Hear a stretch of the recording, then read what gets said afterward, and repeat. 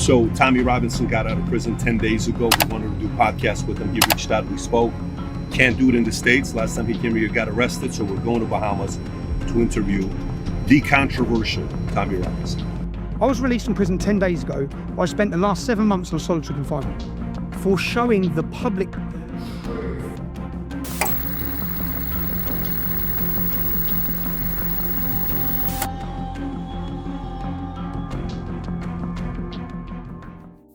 We know that Patrick Bet-David is shameless. There is no level he won't lower himself to when it comes to simping for criminals. Over the past several years, he has debased himself by running propaganda interviews and podcast segments for self-confessed sex trafficking child predators. And now, PBD has conducted a propaganda interview for another degenerate criminal in Tommy Robinson. Now firstly, to address Tommy's supporters who are salty at me for referring to him as a criminal in the title of this video, can we at least try to be serious? The man has a 2-decade-long history of being a violent criminal with multiple assault-related prison sentences on top of all of his prison stints for non-violent crimes. And if you want to assume that they are all Matrix attacks, it's not hard to find video evidence of him committing violent thug acts. So me referring to Tommy Robinson as a degenerate violent criminal is 100% factual. There's one thing that Tommy confirmed in this interview with Patrick Bet-David that I have found his supporters are in deep denial of: his long-running friendship with the self-confessed sex trafficking child predator Andrew Tate. And I don't know if Tate, do you and Tate have a relationship together? So me and Tate, before he was Tate, we're from the same town. So yeah, we do. Yeah, we're friends. Friends till today? Friends still today. Till today. Tommy confirms that, as I have been saying, he is still friends with Andrew Tate. Patrick confirms that it was actually Tate who put him in touch with Tommy for this interview. What I thought was normal growing up, I realised wasn't normal. It was just seemed normal to us in Luton. Luton's a very violent town, and problems were dealt with violence, whether it be one school against another. There was a lot of problems. When you say violent town, like who came from Luton? Names that we would know. So like, is there history? Andrew Tate. Andrew Tate's from Luton. He's from Luton as well? Oh, really interesting. Because, you know, initially, he's the one that told me, put me in contact with you. Okay. Originally when we were talking.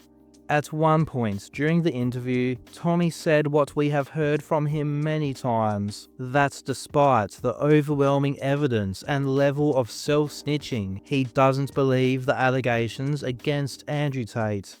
If I say I want to make a hit documentary on you, this is what the BBC do. That's what they do on everyone. You've seen how, I don't know what to believe in any of the cases. So when they go Andrew Tate, when they go all these different people, they'll go through every single person you've ever fell out with.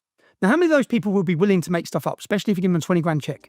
Tommy even defended Tate to his anti-Islam audience by saying that he can't come out and say he doesn't believe in Islam, otherwise he'll be killed. We need masculine Christianity. I think with Andrew Tate, he's a chess player. And I think that when he was deplatformed, I'd love to have a discussion with Andrew Tate personally on it. We're going to disagree on a lot, me and Andrew Tate. We go back years, but we're going to disagree on a lot. Because I think that when Andrew Tate, he made a comment that he didn't realise the influence he had when he used to make videos. And this is when he got deplatformed. And if he could do it again, he maybe think more careful about what he's saying. Yet there he is telling people and drawing people to Islam. Now, if Andrew Tate now decided he didn't believe in Islam, didn't believe a word of it, he can't even come out and say it.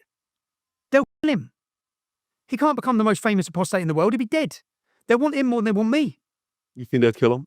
100%. He'd be the biggest target. Andrew Tate started his sex trafficking ring over a decade ago. During that entire time, he has been open about the fact that he was a pimp. Tommy has been friends with him that entire time up until the present day. There is 0% chance that he did not know what Andrew Tate is, yet he continues to use his platform to defend Tate and attack his victims. So when all the stuff come out about Andrew Tate, and A lot of my supporters fell out of me. I lost 25% of my subscription base, yeah, because I refused to condemn it and I refused to come out. Yeah. But I've said, no, this is lies, yeah. When there's someone sitting talking, I think, how much have you been paid? They paid the girls. And I guarantee you they've been in contact with every girl Andrew Tate's ever contacted. I guarantee you. Yeah, no, they have. Guarantee you. He even said it. Yeah, I guarantee you. Like 50K. Tommy Robinson supports grooming gang leaders if they are his mates. During this interview, Tommy brought up his supposed documentary Silenced. This is the one that ultimately landed him in jail as he was repeating slander about a Syrian schoolboy which the court had told him not to repeat. Tommy made a bizarre claim about this supposed documentary. Talking about free speech. Do you know how infuriating it is and insulting it is when I'm sat on solitary confinement for making a film? No one's challenged the facts that are in the film. No one. Not one journalist has even spoke about it. None of them. I've challenged the facts that are in the supposed film, Tommy, and showed pretty clearly how your garbage documentary is full of lies from start to finish. And yet, yesterday, as of the recording of this, Tommy blocked me. So when he says no one challenged it or talked about it, what he seemed to mean is that he blocked everyone who challenged and talked about it, so that he doesn't have to see himself be challenged. I won't go over every lie that Tommy told Patrick about this film during this podcast to save me repeating myself, but to give you an example of how garbage this documentary was, let me address this particular lie from Tommy that he repeated to Patrick. I then went and wore a hidden camera and I got the school teachers. This was about an incident at school. I got so many people on camera, they were paid not to tell the truth. So I produced all that. Yeah, you saw it. Yeah. It is just incredible that Tommy is bringing this up and drawing attention to it. In Silenced, Tommy says that teachers were paid hush money not to tell the truth about the schoolyard incident. Watch him even show a figure on screen of £250,000 of supposed hush money. He was paid money by the local council, so he can't tell the truth about what's gone on in that school. We put in a freedom of information request to Kirklees Council to find out exactly how much they had spent of taxpayers' money to get the silence of their staff. They had spent over £250,000. Nearly £275,000 of taxpayers' money was spent making people remain silent. But they've spent money silencing everybody, so no one can ever, this is forever, once you sign that agreement, no one can ever tell the truth. Here is the spreadsheet that Tommy himself showed on screen. If you zoom into the column that Tommy pulled the £250,000 from, you can see that what he was actually showing on screen was the total non-gratia payments made by the council that year. He was blatantly lying to his audience and misleading them. And here he is with Patrick Bet-David, still repeating the lie that people were paid to stop them from telling the truth. During this podcast with PBD, Tommy was also spewing lies about another of his so-called documentaries. I see that Panorama are working on a piece against me. I then make a documentary. In this documentary, what they're doing against me, I send a girl wearing a hidden camera. So Panorama are known for covert surveillance. They investigate and they expose things. So I sent a girl to wear a covert camera into Panorama. The head of Panorama's name was John Sweeney. This man was the biggest face of the BBC. Yeah, he goes in, I send the girl in and I get her wearing a wire and I get him on camera saying that they're going to make me into a sexual figure. They're going to make me Harvey Weinstein. Yeah. This is Tommy's narrative, that he caught BBC journalist John Sweeney admitting that he was going to sexualise Tommy and make him into another Harvey Weinstein. Now have a listen to that actual segment from the documentary. Gilligan wanted to make it sexualised and he wanted it to make it out like you basically like Harvey Weinsteined me. Oh my God, man. Because you're like a position of power. And you're you know, and like all this shit, and I was like, yeah. So when I'm being told, this isn't about you, John. When I'm being told that journalists are approaching people. Oh, sorry, I don't understand the context. I'll tell you the context. This specifically is not about you. Oh, did you? But, Right, so okay, it's all about that, so it's when not really I it felt looked like you were wrong. when I felt sick, okay, Okay, was you'll see that more. because I found out that journalists were offering money to try and get a young girl to do a Harvey Weinstein story against me. Now, you're Panorama, you're John Sweeney. So let me play the next clip to you. Did you catch that? This specifically is not about you. This specifically is not about you. Oh, Okay? did you? Yet, since that documentary, Tommy has just been blatantly lying, saying that that man John Sweeney tried to set him up as a Harvey Weinstein sex case. After the morons at the PBD podcast rebroadcast Tommy's lies, Lucy Brown, the woman who featured in the documentary, had to set the record straight, saying that they weren't comparing Tommy to Harvey Weinstein, but the point, in her words, was that she was treated poorly by him because she was a woman, because the smears directed towards her by Tommy and his followers were sexual in nature.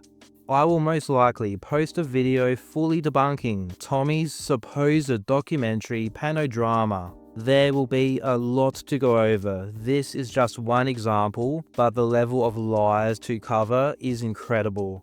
Of course, Tommy also told Patrick a bunch of lies about his recent harassment charges. Without wanting to repeat myself, I covered these in detail in a recent video which I'll link in the description. To finish, let's take a look at Tommy telling Patrick one of his favourite and most embarrassing lies. So meaning the people can see these things and sit there and decipher between the BS and say, what do you mean BBC? What do you this is not true. Is that causing ruckus for people to want to rise up and do something about it? That's causing I say we're on the border of a revolution. I've been saying that. We held demonstrations just before I went to jail in that 12-month period. We went from 30,000 to 100,000 to 150,000 people. These numbers are unheard of in our capital city. We're now planning one on the 13th of September, a free speech event. I think we'll have in excess of 500,000 people turning up. The public are awake now. Just embarrassing, humiliating stuff. Tommy and his circle love telling absurd lies about their crowd sizes. He says when he was in prison, they got up to 150,000 people, and he expects to get his crowds up to 500,000. This is just utterly ridiculous. The last rally for Tommy when he was in prison was the Stop the Isolation rally. The crowd was visibly tiny compared to ones that Tommy has pulled in the past. He wants you to think that this is 150,000 people. The man has absolutely lost it. His lies are getting more and more ridiculous. But the thing that I need to stress is, as I've expressed in other videos, my problem with Tommy Robinson's lies is that they are used to fundraise a fortune from his supporters. In my opinion, he is doing this to maliciously scam the public. Anyone who has donated to Tommy or Urban Scoop based on the idea that he was in prison for telling the truth has been scammed.